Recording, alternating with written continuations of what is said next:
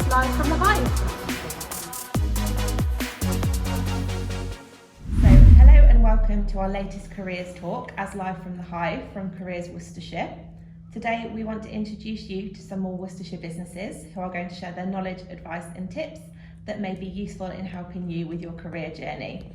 So in this careers talk, we're focusing on transport, logistics and distribution, and young adults from across Worcestershire have sent in their questions that we'll put forward to our businesses. But before we go into the questions, let's get the businesses to introduce themselves, tell us where they're from, and briefly tell us a little bit about what their business does. So Dale, if we start with you. Yeah, hi, I'm Dale Withers. I run WAS Auto Centre in Worcester on the Bath Road. We are an independently run garage. Some might call us a backstreet garage. We do MOTs and vehicle repairs of any age. Fantastic, thank you. Warren? Hi, I'm Warren and I own Warren's Removals and Storage. We've been trading now since 2014. We have a depot in 𝗖𝗿𝗃𝗲𝗄 and one in Worcester. We have 126 wooden storage crates. We have 90 shipping containers and we have a fleet of 13 vehicles. Great, thank you. And Mark? Good morning, Mark Knight. I run a company called 𝗪𝗿𝗃𝗪𝗀𝗄 𝗪𝗏𝑡𝑑. We are split across two sites. We have a body and paint shop in Malvern in the Spring Lane industrial site, and the main workshop, both mechanical maintenance and servicing, and a rebuild shop for full restorations in Stretcham. Fantastic, thank you very much. So a big thank you again for joining us this morning. So we'll go straight into the questions. Dale, if we start with you, we've had a question from Donna. Okay. What made you choose transport, logistics and distribution as your career? I didn't really choose it. I started off wanting to sell cars and quickly realised that didn't suit me and it wasn't a job for me. I sort of found my way into the workshop, found it was a good thing to do. I didn't have many qualifications from school. I wasn't interested in higher education or university. Found my way into the workshop, found that my natural talent of working with my hands fitted in well with fixing cars, but I didn't realise that sooner. Gained a customer base and went from there. Fantastic, thank you. And Warren, what made you choose your career? Again, same as you, I fell into my career accidentally. I used to work for a small haulage company. It's quite a relaxed company, quite small, but a lot of my friends and family used to see that I was in a van. So they used to ask me if I could pick up a fridge, sofa, buy them a pint, just try and do something like that. So this trickled into mainly every single weekend. So I thought I'm just going to start a little website, actually a Facebook. And then it just picked up a little bit of speed. So I started to get recommended quite a lot on Facebook. And then about 18 months on, I was hiving out that van and I had to make the decision to actually buy the van and go by myself. So that's what I did. It took 18 months to get to that level and here we are now. Fantastic, thank you. And Mark, what made you choose your career? I sort of didn't really. I'm perhaps a good example of a massive career change. I was an officer in the Royal Air Force, did 31 years and left in 2010. I partly left because 18 months prior to that, myself and my then business partner from Malvern, he'd been a service manager in quite a modern dealership. He'd been doing that, most of his life, or on the mechanical side most of his life. And 2008 was the big slump in the automotive world. So him and a number of others were made redundant. And it was an opportunity, for both of us really. So he had obviously an enforced career break. He had a choice of what to do next. And what he really wanted to do was to go back to the vehicles and the age of vehicles that he was originally working on and apprenticed on and still knew very well, and wanted to do his own thing.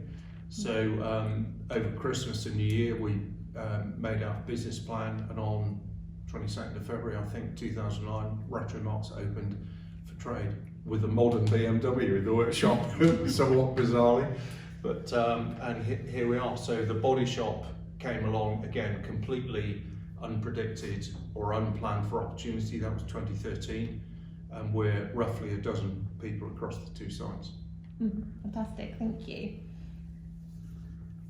And our next question is from Mel. So Warren, will go to you. Why do you think someone should choose transport, logistics and distribution as a careers choice? Well, best answer for this is no 2 days are alike. So, such a varied industry. You get to meet such fantastic customers. Every single house that we move is different furniture. I look at it as that you spend a day in the life of a different family every single day. So it's just an exciting industry.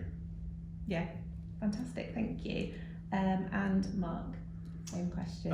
Oddly, although we're in quite different fields, there's a lot of similarity. I mean, our day-to-day challenge is, either putting an old car or keeping an old car on the road, whatever it might be, and that might be, I don't know, a pre-war Ford right up to say a 70s or 80s hot hatch and everything in between.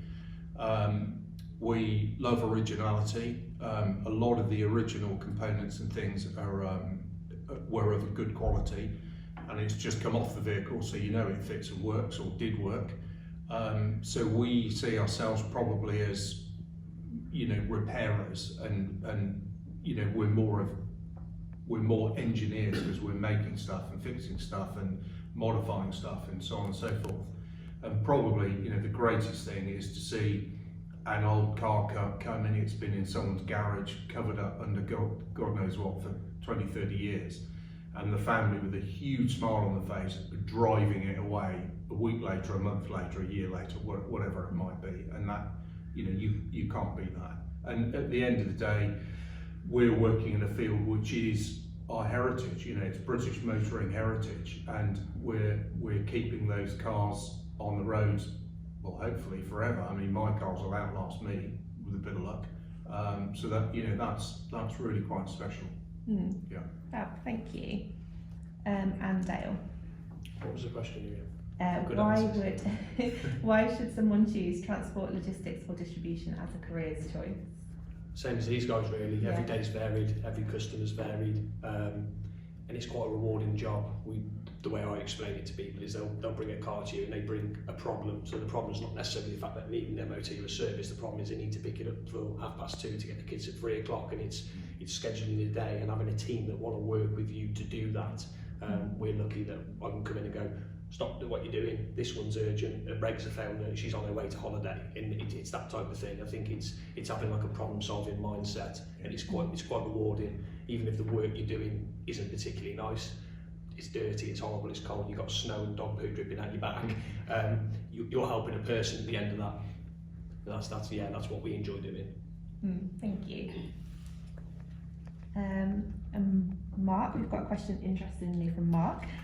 What qualifications do you look for when employing someone? Twofold really. If you're looking for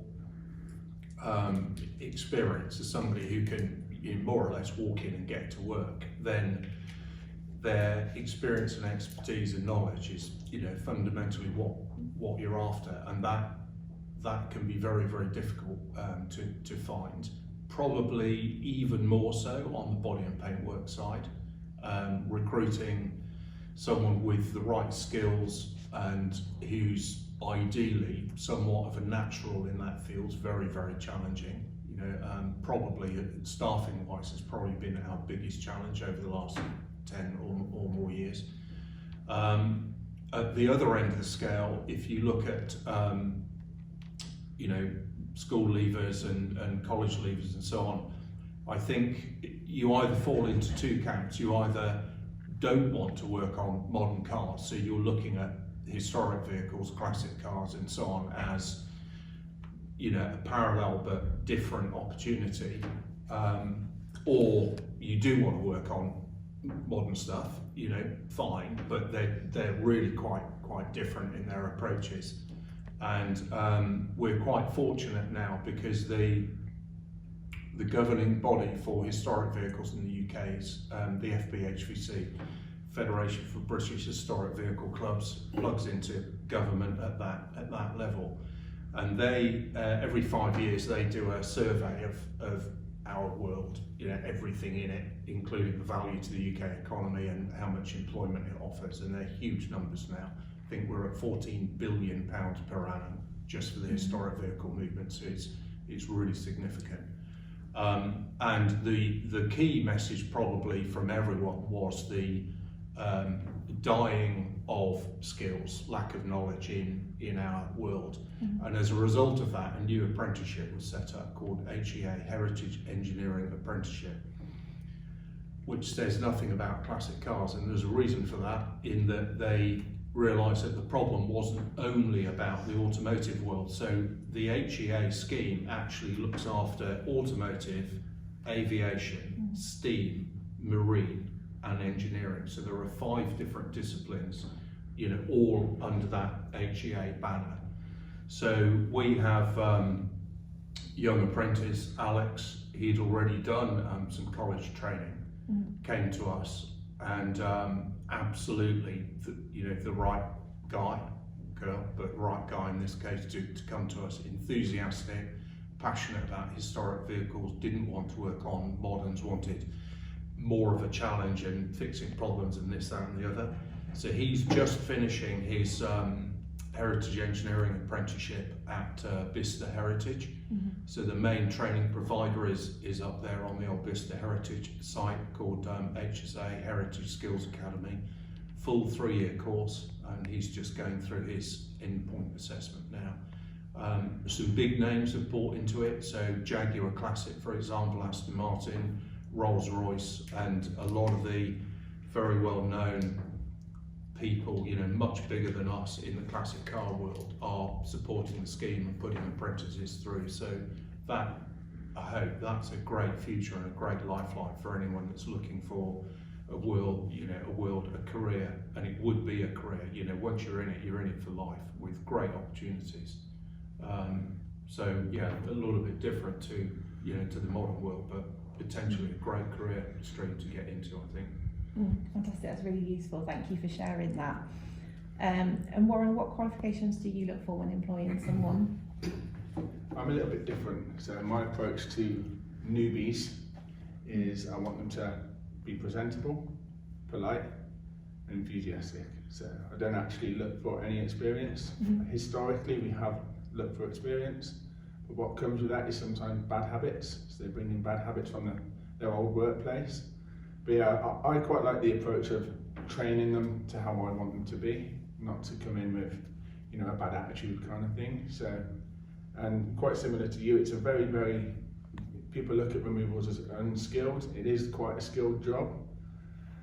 And the career prospects are fantastic. There's different sites. I'm looking to keep growing. I'm 37 now, so I've got a lot of years left in this business, and I want to get multiple sites, which means different managers, a different GM for each site, storage managers, team leaders, HGV drivers. There's so many different avenues. It's not just jump in a van and go and move a sofa. So I'm just trying to break the mold and trying to teach a little bit more about how big removals and storage could be as a career. Fantastic, so lots of opportunities for young people so there. Many. Brilliant. And what qualifications do you look for when employing someone? Some of the best mechanics I've ever met, they haven't got qualifications. They've learned from working with their dad, fixing their bike, putting their nan's lawnmower apart. Some of the best guys who can fix cars, you present them a problem, they fix it. Doesn't necessarily need to be on a piece of paper to say they can do it. Some of the worst mechanics I've ever worked with have got reams and reams of paperwork to tell you how good they are.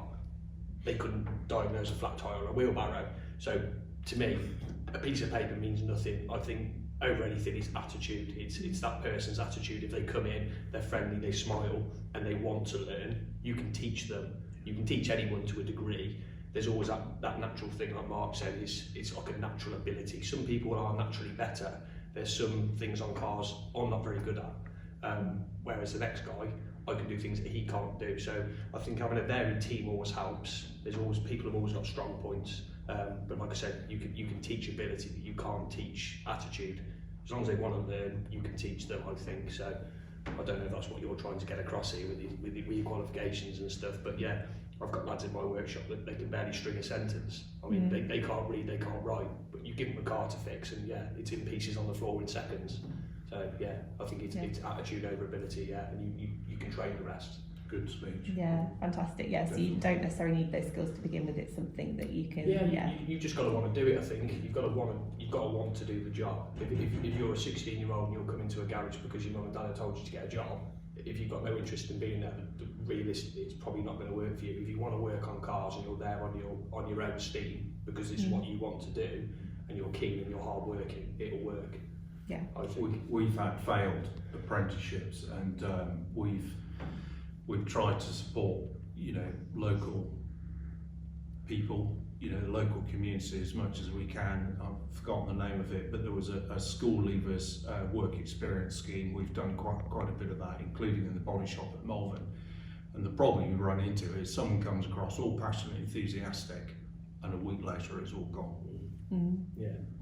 What use is that to me? Yeah. And you've just told me what you don't want to do. Goodbye. And I think what a lot of people forget is that they see the end goal. They see the end goal of working on an old classic car. They see the end goal of working on Porsches and Ferraris and really nice stuff. They want to skip that middle bit. They want to skip that bit where I'm sweeping floors, I'm making coffees, I'm getting told what to do, I'm getting rained on. Unfortunately, that is the real world, and I think a lot of young people nowadays don't see that. They don't realise that. They see people on Instagram, they see people on Facebook. I think they don't see the hard work that goes behind these people that are succeeding, and that is what you've got to put in. You need to be able to willing to go in there early, work late, and work hard. And I think that's, if you can't do that, then I don't think a trade is for you, is the honest truth, because there's no easy trade out there. It's all physical, it's all hard work. You're going to get cut, you're going to bleed. It's just part and parcel of working in a trade nowadays, I think. Whether it's what we do or a building site, it's all the same. Hard work. Yeah, that's a really good point. Thank you. Good answer.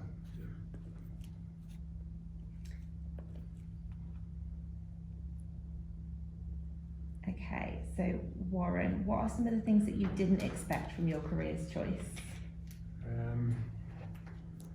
Good question. I didn't expect the growth of the business to be so astronomical, but with that comes a lot of sacrifices. I've missed a number of different events through running a business. I think a lot of what I didn't expect is more like staffing issues. And when I say staffing issues, I don't want to, we rely on staff, so staff are a key part of our industry, but you've also got to, what I've learned, especially over the last 6-7 years, is that staff have got their own life and their own family, difficulties sometimes. And with removals, it's not necessarily the type of job what you can just not turn up. Do you know what I mean? So there's a lot of challenges with that because, for instance, if somebody's daughter's ill and they've got to go to the doctors and their wife is working, you just have to, similar to what you said, there's a lot of problem solving and it's last minute. So with my industry, I always say, my day dictates me.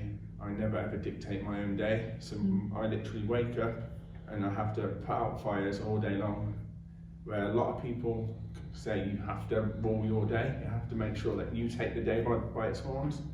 Removals isn't like that. There's literally fires to put out every 10 minutes sometimes. Not actual fires. Not actual fires. Hopefully not. But we're currently doing 4 or 5 moves a day, so around 25 moves a week. So all it takes is a flat tyre and it puts you back. Somebody ill, customers that we've got very last minute jobs, people not exchanging, so we could have a job booked in for tomorrow, which cancels today, which messes up the whole motor. So like I said, there's a lot of challenges, but for me, I thrive on that. I really enjoy it. So the importance of problem solving skills. Definitely. Yeah. But yeah, lots of opportunities and lots of variety as well throughout the day and Yeah. the week. What it also does is it gives opportunity to the staff to also help and put out these fires. That's my little saying. And by them doing that and acting, on the spot, kind of sees them in good stead to get a promotion. And there's, people, you know, it's amazing to see that some of these people you don't look at instantly as somebody who will progress in the company. They might just be a flash in the pan, but then all of a sudden they come in, they love the job, and they're there trying to help you grow. And it's just really humbling to be a part of sometimes. Yeah, fantastic. So the importance of like teamwork and being willing to help out really makes that difference. Yeah, definitely. Yeah. What I always say is we look for solutions, not problems. You know, I like somebody to, for instance, if I'm not at the unit on a particular day and there's a problem, I'd like somebody to message me saying, we've had this problem, but this is my solution. Instead of, I've got this problem, what do I do? Does that make sense? Think for yourself. Yeah. You'd rather someone have made a decision, but be it wrong or right, that they've actually acted on it. Yeah. And turn up, they're still stood there scratching their head. Yeah. 100%. Yeah. And not everybody has that ability, and not everybody wants that responsibility too, so they don't want to try and solve something just in case it's wrong. But in reality, we all need a bit of help. Although I'm the boss, we all need a bit of help, and just because I own the company doesn't mean what I say is always right. You know, we've all got a say, and you could have a better idea than me sometimes. So, you know, that's how I run the business. Yeah, fantastic. And that's a really good point, because I think sometimes young people are worried that they can't speak up and say something, but communication is the key, isn't it? And everyone is always willing to take on board ideas and things. So never be afraid to speak up, I think, is one of the key things for young people as well. Definitely. And Mark, what were some of the things that you didn't expect from your career choice? Our problems probably centre around, as in any business, inevitably the odd difficult customer, and it might be, you know, late payment or no payment, or someone suddenly gets it in their mind that, you know, you've done something wrong, and all of a sudden you're facing a legal case, and that's happened a couple of times, and it's very, very difficult to, you know, to avoid that. You've just got to work around it, you know, but that's a big challenge. I think we have quite a big problem with either the availability and or quality of spare parts. That's a real challenge. I think, you know, if we could look, I don't know, 5-10 years into the future, I think the way we're heading with 3D printing, that might bring you know, big benefits to us. I think the other thing is that if you're going to run a company properly, so all done legally and above board and all the legislation taken care of, you know, you can't underestimate the amount of time that takes. And also, you know, for a lot of it, there is no flexibility. You know, next week for me is VAT return week. Oh joy. And every quarter it comes up. Well, you can't avoid that, and you can't afford to be a day late on it because it's an automatic fine. So, you know, you've just got to get in your mind that next week's VAT return week is just got to be done. And whether it's midnight and you're finishing it, it doesn't matter. It's just got to be done. I think, you know, everyone's touched on people. That's always a challenge, and people are kind of, you know, an oddity in that on the one hand they're your greatest asset, but equally they can be your greatest nightmare, you know, and it's almost black and white. You know, like Warren, for example, said, you know, a minute ago, I'd like to think modern business owners are, you know, open to people and their ideas and who's got the best solution. And I mean, I'm sort of used to that from the military. You know, you want someone to walk in and say, right, boss, there's a problem. Here are 3 potential solutions. What do you fancy? That's the right attitude, and that's what you want, as opposed to someone walking in the door and going, oh, boss, that part doesn't fit. What do you want me to do? I want you to find a solution. Actually, you know, you tell me. You're the guy working on the job. And that's a fundamental attitude, you know, issue. And you want problem solvers, you want people to think, you want people to be actively managing the job, progressing the job, helping the business, finding a solution, and really, really important. Yeah, and that motivation to tackle things like head on, even if they're challenging, like you said, And they should see it as an opportunity, I think Warren said, you know, to progress. because those are the people you want coming up through the company and taking on management roles, and eventually they'll be running their own workshop or removals company or classic car business because they've got the right attitude and they'll have the experience and the knowledge and the problem solving ability and the management, you know, how to. Absolutely. Yeah, fantastic, thank you. And Dale, what were some of the things that you didn't expect from your careers choice? I think with me, in touching loosely on what these two guys said, is it is you go in and you think the cars are going to be the difficult part, or getting the parts are going to be the difficult part, or keeping the customers happy are going to be the difficult part. The most difficult part is the people in the staff. So I did my training at a main dealership, so I was the person that just went, fit that, fit that, fit that, fit that. I was a grunt, and I wanted more, hence why I sort of progressed and I worked my way up within this dealership group and then went and did it for myself.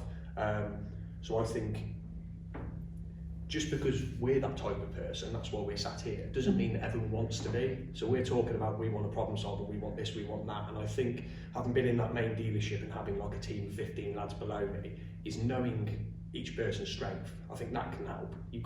Some people just want to go and they want to turn up at 8:30 and they want to go home at 6 o'clock and they serve a purpose as well. You're that type of person, there's still a job for you, but I think it's being able to recognise people's strengths and weaknesses and either grow those. Someone might not be a problem solver, make them a problem solver.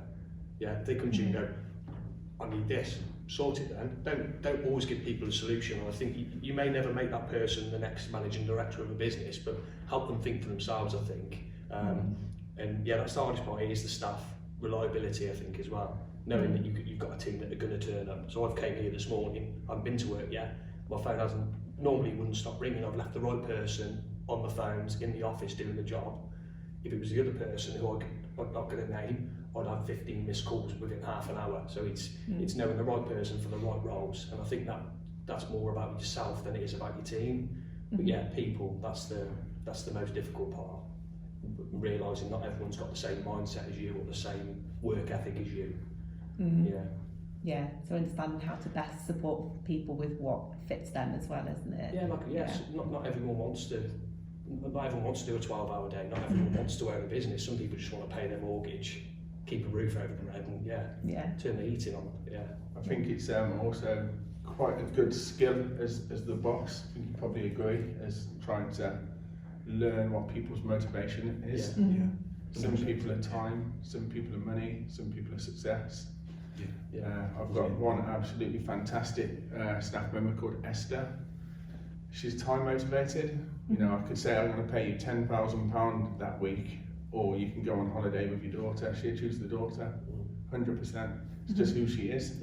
But majority of people would choose the money. But then you've got people like us, we're success driven, and when you're success driven, that brings money naturally. You know what I mean? But yeah, a skill for me personally is trying to figure out people's motivation. What makes people tick? What makes people tick, definitely. Fab, thank you. And I think we've kind of touched on this already, but our next question is, how far can you progress within transport, logistics and distribution? So Mark, how far do you think you can progress within your career? Well, the world's your oyster in many respects. Certainly, I think in our world, I mean, I think you've got quite a bit of choice. I mean, you can start with a small company. You could start with, say, an apprenticeship for, I don't know, Jaguar Land Rover, you know, real big, you know, global entity sort of thing, and progress to the top of any one of those organisations, or move across different organisations. And I think the other thing is it's very difficult to know or to predict, you know, what's coming. You know, I mean, classic case in point, I was in the RAF. Did I ever think I'd be running a classic car business? Not for a moment. You know, having started Retromarks with my then partner, did I ever think I'd have a body shop in Malvern? No. That was a conversation in a van on the way back to Malvern from the then owner. You know, and you could have knocked me over with a feather. So I think on the one hand, if you want to move on, if you want to go to, you know, better and greater things, you know, that's what you need, that thirst for, you know, growth and success and the future.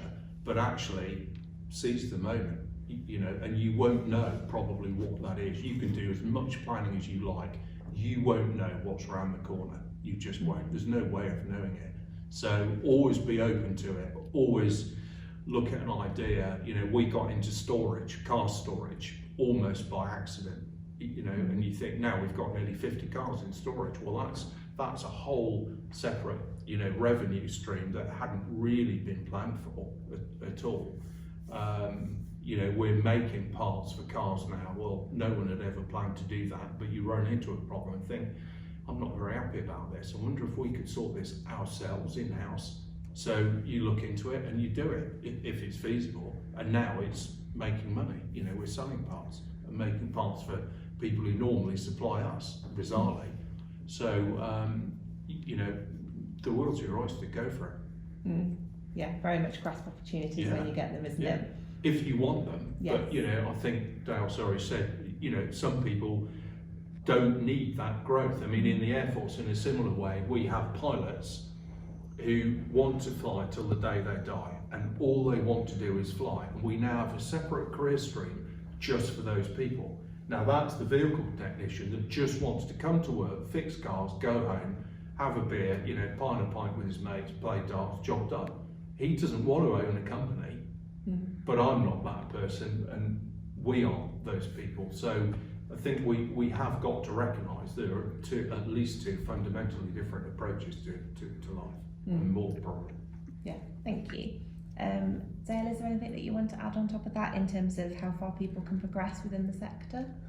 It's pretty much the same as said. Yeah, you progress as far as you want and you're capable, or you don't. I don't think, like we said, progression isn't for everyone. Some people don't want it, some people don't need it. So I don't think going into a career with the plan of being the top bloke is always the best way of going, because unfortunately it doesn't always work out that way. You might not ever own your own business, you might not be a manager or a director, but I think so long as you go in and you get your head down and you work hard, you can go home happy that you've done your part.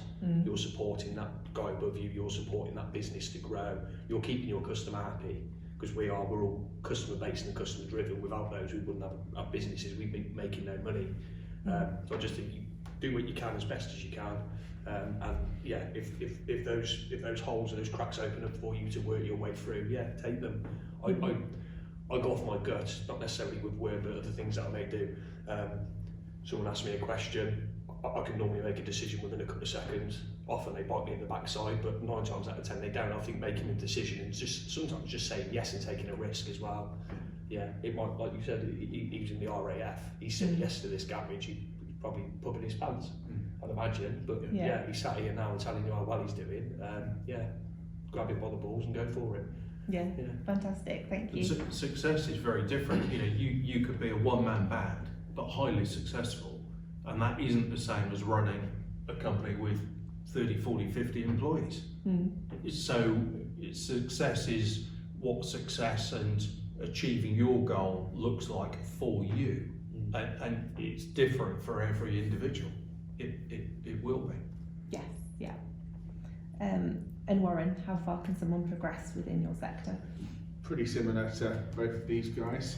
It all depends on your attitude and what you want to achieve. With me personally, I've never really had a goal. I'm the kind of person, it's another saying of mine, kind of jump into the river and let the flow take you. But for me, me and my company, we say we're yes men and yes women. If the customer asks us something, even if we can't do it, we say yes and we figure it out afterwards. And that's how we've grown. Sometimes, actually probably 50% of the time we shouldn't say yes, but we do. Similar to you, it can bite you in the bum.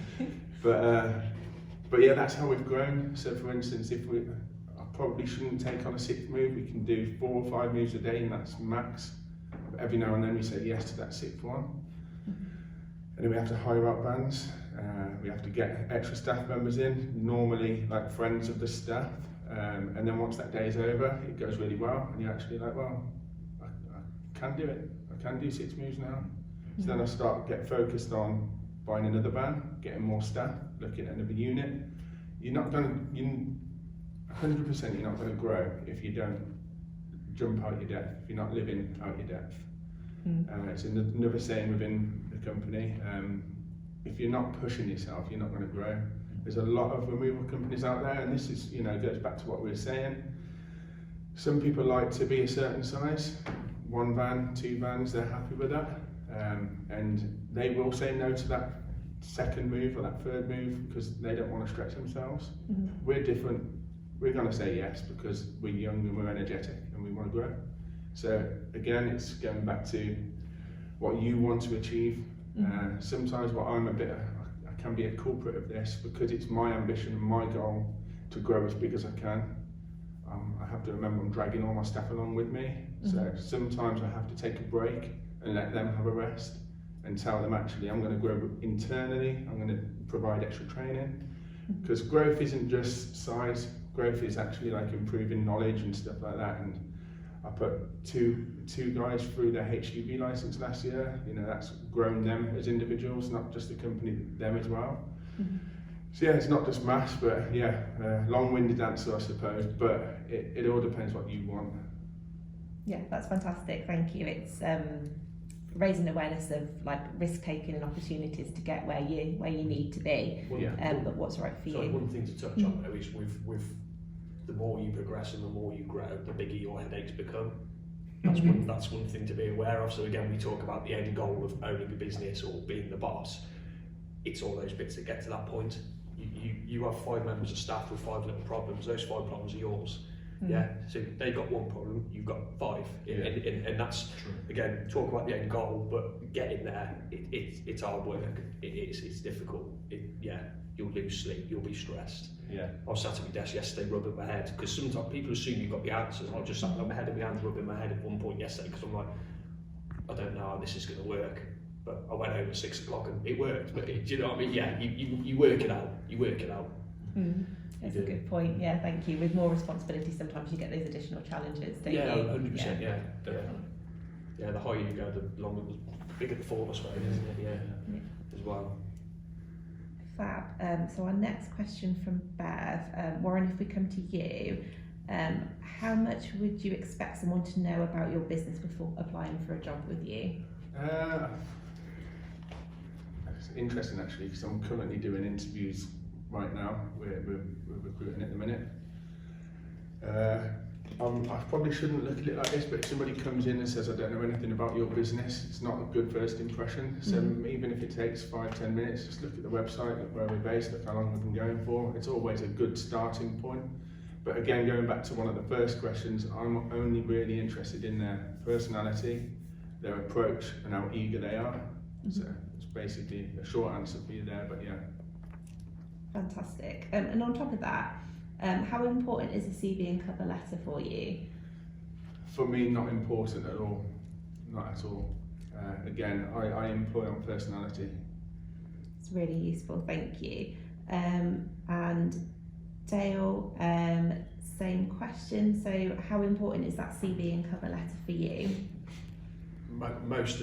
Everyone I've ever employed or we've taken on is either been done face to face. They come in and have a chat. They might do a couple of days work experience or it's a text message. I've worked, the motor trade's a small place, but I could probably tell you the same thing, and you'll be sat there one day going, I need a problem solver, or I need a mechanic, or I need this type of guy, and you'll go, where's he working? You'll get your phone out and you'll send a text, and that guy appears. So we tend to do our employing by people you know or who they know. But again, we have taken people on who've walked in the door and they've come in and gone, I had an issue with my last boss, got any jobs going, give them a chance. Sometimes it works and sometimes it doesn't. It's about them as a person. We're not formal. I don't want letters, CVs. A text message will do normally, or a chat. And how much would you expect them to know about your business before coming in? When you say our business, do you mean the motor trade or the business itself? The business itself. The business itself. I think a lot of people don't even know we're there, is the honest truth. It wouldn't really bother me. It wouldn't affect me. It's an independent garage. We're not sort of groundbreaking. We specialise in certain areas. If they come to us and go, I've worked on these, that's why I'm here. Brilliant. If they walk in the door and they want to fix stuff, if they're that type of person, it wouldn't really bother me in the slightest, is the honest truth. Yeah, that's really useful. Thank you. And Mark, how much would you want someone to know about your business when applying for a job? I think to some degree, I think definitely from the point of view of the class, in our case, the classic car world. So why are you telling me, and how are you telling me, and how are you convincing me that you want an opportunity in the classic car world? I think that's really important. And then I would say to somebody anyway, why do you think you want to work? Why do you want a job with my company, with 𝗪𝗿𝗃𝗲𝗄? And I'd like an answer, please. You know, do you see what I mean? Because otherwise, well, they could be going to anyone, and perhaps not coming to me at all. But I think it comes back to the whole point about personality and passion and enthusiasm. Well, if you really want to work for me, you're going to show me you really want to work for me. And part of that is I've done my homework. I think I understand a little bit, and it will only be a little bit, but a little bit about what the company does and where it, you know, what sort of work, what cars are we working on, and the level and depth and scale of the jobs that we do. Well, I'd expect someone to know that, and they've done a bit of homework. With the, I mentioned the Heritage Engineering Apprenticeship, we're quite lucky there because the all of the initial application and assessment is actually done through the academy at Bicester. So what would normally happen is I will approach them and say, look, you know, I've got room for an apprentice or another apprentice, or have you got somebody who's looking at, say, the body and paintwork side in Malvern? And they will then come back to me at some point after that with probably 3 or 4 possible, you know, candidates, because they can't start an apprenticeship without employment. So, so you know, that person's got to be employed. So I'll then look at those 3 or 4 candidates, and then I'll have 1 or 2 of them probably in to talk to, and just try and get a gauge for the person and their passion and previous experience and so on and so forth.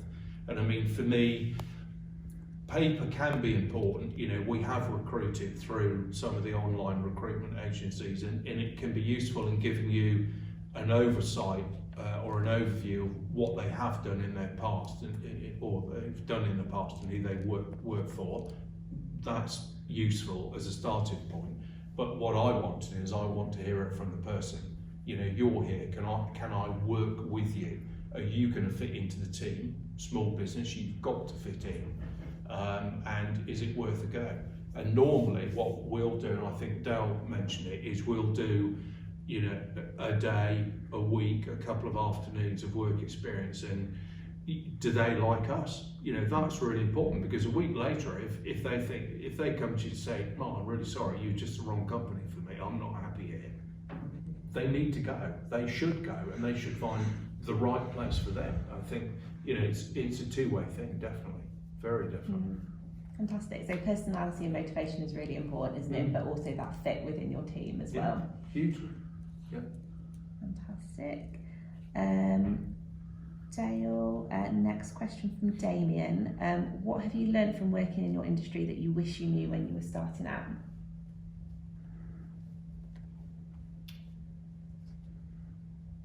I wish I knew when I was starting out. Yeah. I think it's the again, it's that sort of preconceived ideas of what you're going to do when you leave school at 17, 18, and you go into a job. And I think it's important again that you're never probably going to follow that career path that you've got set out in front of you. You think, I want to start here and end here, and everyone's always thinking about the end goal. And I think it's a little bit of sort of go with the flow. It's see where things take you, try things that you wouldn't necessarily try. And just say yes to things, say yes to opportunities. I think it's just, go for it a little bit more. There'll probably be people watching this now thinking, I fancy this and I fancy that and I fancy the other. I think, go and have a go at it, and if it isn't for you, it's not for you. And I think, it's don't pressure yourself. Don't pressure yourself, or again, always thinking of that end goal. I think that's important. I think it is important to be driven, but I don't think you need to know where you're going to end up, because you never will. You'll never know. I've done that many jobs during school, figuring my way through really rubbish jobs, scraping plates and washing cars and that type of thing. But I've always worked. I think that's the most important thing, is just work hard. And I think as long as you've got people above you, I mean, I've worked for terrible bosses, but I've worked for good people, and I think when they tell you you can do something, listen to that and actually receive that praise. And that's why I'll praise people. I think if they're doing well, it's tell those people, because that's all it can take sometimes, that little spark in someone's head. God, he's recognised that and he said I can do this, and that often just puts you off on a tangent. You know what, I fancy doing this for myself. And I think that's a big thing, is just go with it, see where it takes you. I think I think people can be too structured. See what happens. That's really useful, thank you. And Warren, what have you learned from working in the industry that you wish you knew when you were starting out? I wish I'd have learned a little bit more about being an employer. I became an employer and I was just hit with all the costs along the way, which I didn't really know about, like holiday pay,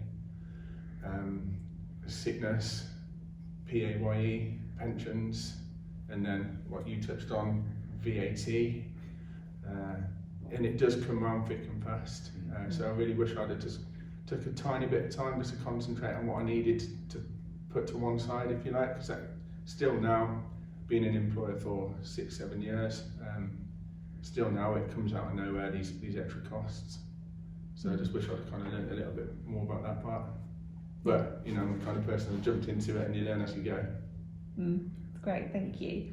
And Mark, what have you learned from working in the industry that you wish you knew before you started out? Might sound bizarre, but I probably regret at times not having been tougher with people. And that probably sounds doubly bizarre coming from an ex-military guy. But I think I'm the sort of guy that likes to take someone on and I want to be able to trust them. And sad to say, it's very clear to me now, 10, 11, 12 years later, that you just can't do that. And that's tough, that's disappointing, you know, saddening almost really. And you know, I've had a couple of guys take me for a bit of a ride and, you know, doing jobs on the side and that kind of thing. So I think you've got to, you know, you can't be 100% trusting 100% of the time, and you've got to be quite wary. People are people, and people have different traits and different motivations and so on. And for some people, if there's an opportunity there for them, rather than for the company, they'll look for a way to take it. You know, that's tough. I think we haven't really touched on it, but I think there are benefits out there that are surprisingly open to us all, as in all businesses, and probably the one that I would highlight is the FSB, Federation of Small Businesses. You know, I remember very distinctly a retired businessman coming to us from Malvern, and he sat down in the office. He said, "Right, what do you know about the FSB?" And we went, "Mate, nothing.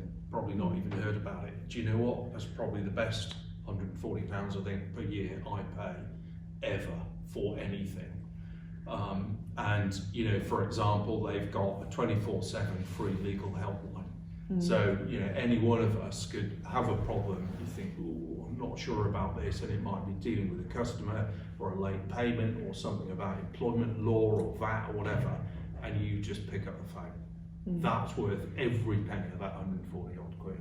And they're helping you with, you know, training, legislative changes, you know, changes to VAT. They're fighting for us small businesses at government level. So, you know, you don't start business knowing everything about what is available for you, and often it's for free. I mean, we've just recently, and through Worcester Chamber of Commerce, we've been put in touch with the Department for International Trade. I have a sister company that makes detailing products, you know, polishes and cleaners and that kind of thing, and we do quite a bit of export. Well, DIT, a local rep, and it's all free, have been incredibly supportive. But you don't know what you don't know. You know, if you don't know it's there, how can you ask for that help? It's really difficult. So, yeah, those are probably the two main points. Fantastic, thank you. And finally, Dale, if we come to you, any final words of advice for our young viewers today? Just work hard. Put you all into something and you'll be fine. Yeah, you've got to do it until you're 70, so you may as well be good at it. Like I said, you'll find your own route, you'll find your own path. Take your risks if you want to. If you don't want to, don't. If you want to be a manager, work towards it. If you just want to go to work 9 to 5, go to work 9 to 5. You just do what you want to do. Just as long as you do it well and you work hard, I think that's the bottom line of it, really. Yeah, and that's in whatever trade or job you're doing. Great, thank you. Warren, any final words of advice today? Smile, turn up early, and work really hard. And if you do those 3 fundamentals, you're going to put yourself in good stead going forward. Fantastic, thank you. And Mark, any final words of advice for our viewers today?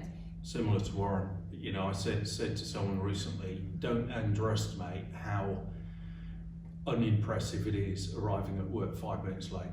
It takes nothing to arrive at work 5 minutes early. The difference it creates to, you know, your employer, the manager, whoever, is huge. You know, and you can afford that 5 minutes in the morning, and if you can't, you need to get more organised. So show passion, show enthusiasm, work hard, look for opportunities, be honest with yourself, I think. If you think something's not right for you or you've got a problem with something, you've got to talk about it, and a lot of people won't do that. They'll just hide it, soldier on, try and cover up, forget it, address it. Boss, I've got a problem with X and Y, and it might be at home, it might be a health issue, it might be some knowledge thing. Right, we're a team, let's work together to sort this out, whatever it is. But it needs communication. Don't be afraid to communicate, definitely. Great, thank you very much. So again, big thank you for joining us today and for helping our young people with their potential career choices. So again, thank you very much. Thank you. Good luck.